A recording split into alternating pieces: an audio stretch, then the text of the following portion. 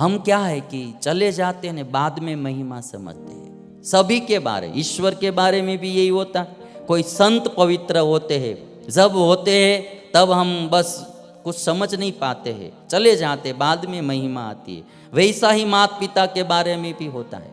माता पिता चले जाते हैं तो बाद में महिमा आती है। बाद में हम बड़ी तस्वीर बनाते हैं माता पिता की, और फिर उसको हार पहनाते हैं, धूप करते हैं, श्राद्ध आदि क्रिया करते हैं।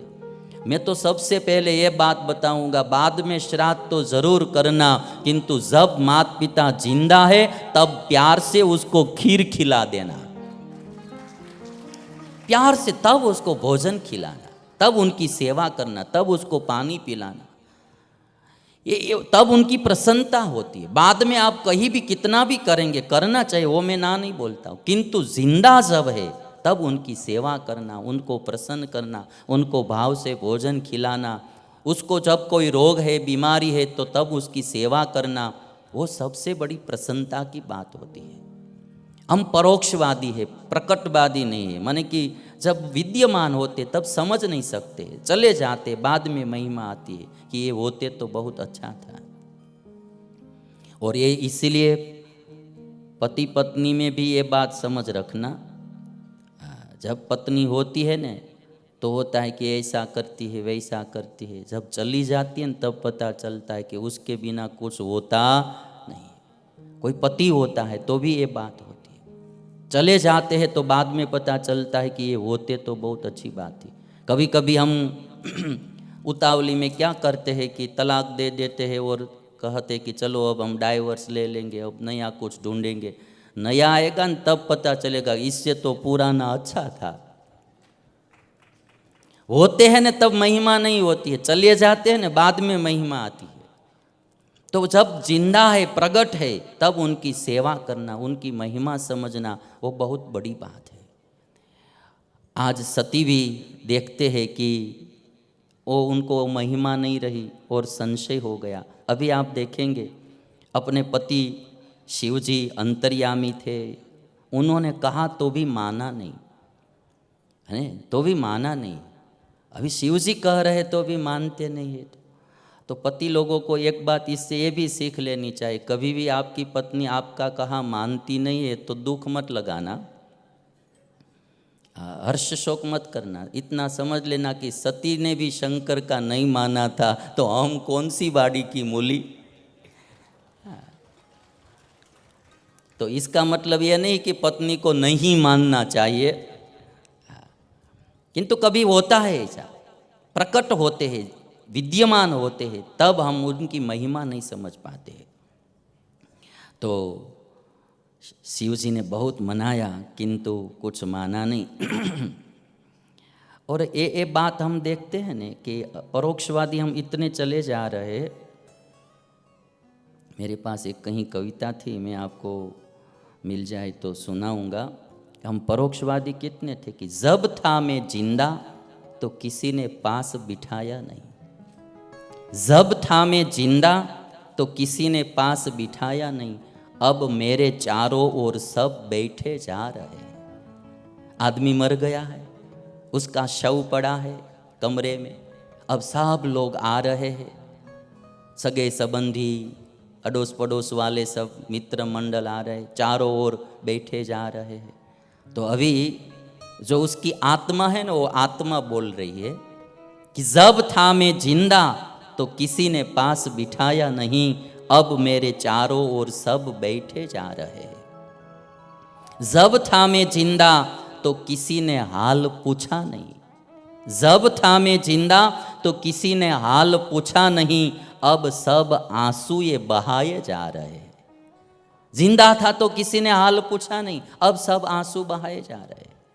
जब था मैं जिंदा तो किसी ने साथ दिया नहीं, अब फूलों से सजाकर कंधों पर उठाए जा रहे, अस्थि को उठाकर जा रहे फूलों से सजाकर। जब था जिंदा तो किसी ने साथ दिया नहीं, अब कंधों पर उठाए जा रहे। और जब था मैं जिंदा तब खाना खिलाया नहीं, अब मेरे मुंह में देसी घी डाले जा रहे। चिता पर अस्थि और शव लेटा हुआ होता है और मुंह में घी डालते हैं। तो कहते कि जब था मैं जिंदा, तब सूखी रोटी भी किसी खिलाने के लिए नहीं, कोई नहीं आते थे, और अब देसी घी मुंह में डाला जा रहा है। जब था मैं जिंदा तब खाना खिलाया नहीं, अब मेरे मुंह में देसी घी डाले जा रहे हैं। सबको पता है कि अब घी इसके काम का नहीं, फिर भी बेचारे दुनियादारी निभाए जा रहे हैं, दुनियादारी निभाए जा रहे हैं। तो सती और शंकर दोनों दिव्य चेतनाएं हैं, ये तो ईश्वरी शक्ति है। हमको उनके चरित्र द्वारा समझाने के लिए, अच्छा मैसेज देने के लिए ये चरित्र कर रहे हैं। हम सबको सीखना है कि जब विद्यमान है आदमी, तब उनके साथ प्यार से रहना, उनकी सेवा करना। माता पिता है या पति है या पत्नी है, जब हमारे जीवन में से वे चले जाएंगे न, तब खालीपन बहुत महसूस होगा कि ये होते तो कितना अच्छा था। जब होते हैं न, तब उनकी महिमा नहीं होती। अभी हमारी कोई एक चैनल थी, तो चैनल हैक हो गई। अभी आजकल तो हैक बहुत कर लेते हैं लोग, तो अभी हैक हो गई थी। तो अभी फिर सब लोग प्रयत्न कर रहे थे कि भी चैनल, यूट्यूब चैनल वापस आ जाए। तो अभी किसी ने थोड़ा, हमारे संकीर्तन स्वामी सब संभालते हैं, तो किसी ने कहा कि भाई वापस तो आ जाएगी। तो इतना खुशी खुशी थे उस दिन वो। तो मैंने कहा कि ये चैनल आज दिन तक हमारी पास थी, तब आपको इतनी खुशी नहीं थी, है ना। मैंने देखा कि वो स्वामी जी वो आ जाएगी, वापस आ जाएगी एक चैनल वापस, तो इतने खुशी थे, इतने आनंद में थे। तो मैंने कहा कि जब तक वो चैनल थी हमारे पास, तब तक हमको खुशी नहीं थी। एक बार चली जाती है और फिर जब आ जाती है तो खुशी होती है। यही माता पिता के बारे में, पति के बारे में, पत्नी के बारे में, साथ में ही हम रहते हैं ना, तो दोष ज़्यादा दिखते हैं, गुण कम दिखते हैं हमको, और इसलिए परिवार में अनबन ज़्यादा होती रहती है। अच्छे नहीं लगते हैं लोग। जिनके साथ हमको पूरे दिन रहना है, 24 घंटे रहना है, वही लोग हमको अच्छे नहीं लगते हैं, तो जीवन में आनंद कहाँ से आएगा, जीवन में सुख कहाँ से मिलेगा। जहाँ रहना है, जिनके साथ रहना है, तो उनके साथ मिलजुल के रहेंगे, प्यार से रहेंगे, तो ही हमारे जीवन में आनंद रहेगा, उत्साह उमंग रहेगा। जिनके साथ हम रहते हैं उनके साथ ही अनबन रहती है, तो फिर क्या आनंद आएगा। और इसीलिए, और साथ में रहते हैं तो कोई न कोई थोड़ी कुछ गलती तो एक दूसरे की होती रहती है। किसी में कोई दोष स्वभाव थोड़े दिख जाते हैं, तो माफ़ करना भी सीखना पड़ता है। यदि वो सीखेंगे नहीं तो हमको कोई अच्छे लगेंगे ही नहीं। इस दुनिया में जिसको सब लोग अच्छे लगते हैं ना, वो पूरी जिंदगी आनंद से व्यतीत करते हैं। जिनको अच्छा ही नहीं लगता है, कहीं न कहीं बुराइयाँ दिखती ही रहती है, और घर में ही ज़्यादा बुराइयाँ दिखती रहती है, तो आदमी सुख से चैन से कैसे जी पाएगा। मेरा पति अच्छा नहीं है, मेरी सास अच्छी नहीं है, मेरे ससुर अच्छे नहीं है, मेरी जेठानी अच्छी नहीं है, मेरी देवरानी अच्छी नहीं है। अभी कोई ऐसा कभी कभी लगता है कि वो ही एक दुनिया में अच्छे है, वही एक दुनिया में अच्छे है, दूसरे कोई अच्छे है ही नहीं।